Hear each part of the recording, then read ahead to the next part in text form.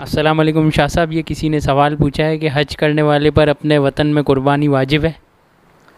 जी, इस मसले को समझने से पहले ये बात समझ लीजिए कि हज की 3 अक़साम है। एक हज इफ़राद है और एक हज तमत्तो और एक हज क़िरान। हज इफ़राद करने वाले हाजी पर हज के शुक्राने की कुर्बानी लाजिम नहीं है। हज तमत्तो और हज क़िरान करने वाले हाजी पर हज के शुक्राने की कुर्बानी लाजिम है। अब अगर ऐसा हाजी है जो सूरत हाल पूछी गई है, उसमें अगर ऐसा हाजी है कि जो मक्का जाता है और वो 15 दिन मक्का में क़याम करता है, तो वो मक्का का मुकीम कहलाएगा, मुसाफिर नहीं कहलाएगा।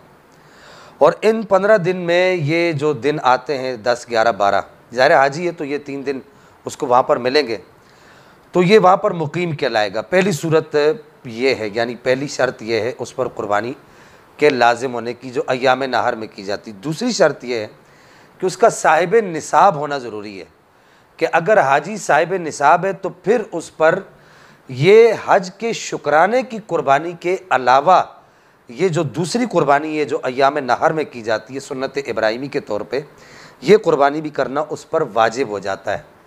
अब इसकी एक अगली सूरत हाल है कि ये कुर्बानी उसको अपने वतन में ही करनी चाहिए या वहाँ मक्का में करे।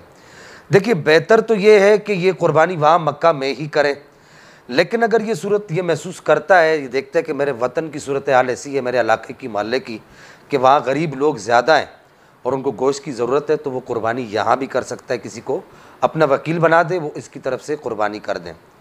और अगर वो साहिब निसाब नहीं है, इन दिनों में शरीफ फ़कीर है, यानी 10, 11, 12 को साहिब निसाब नहीं है, तो उस पर यह अय्याम नहर की कुर्बानी वाजिब नहीं है।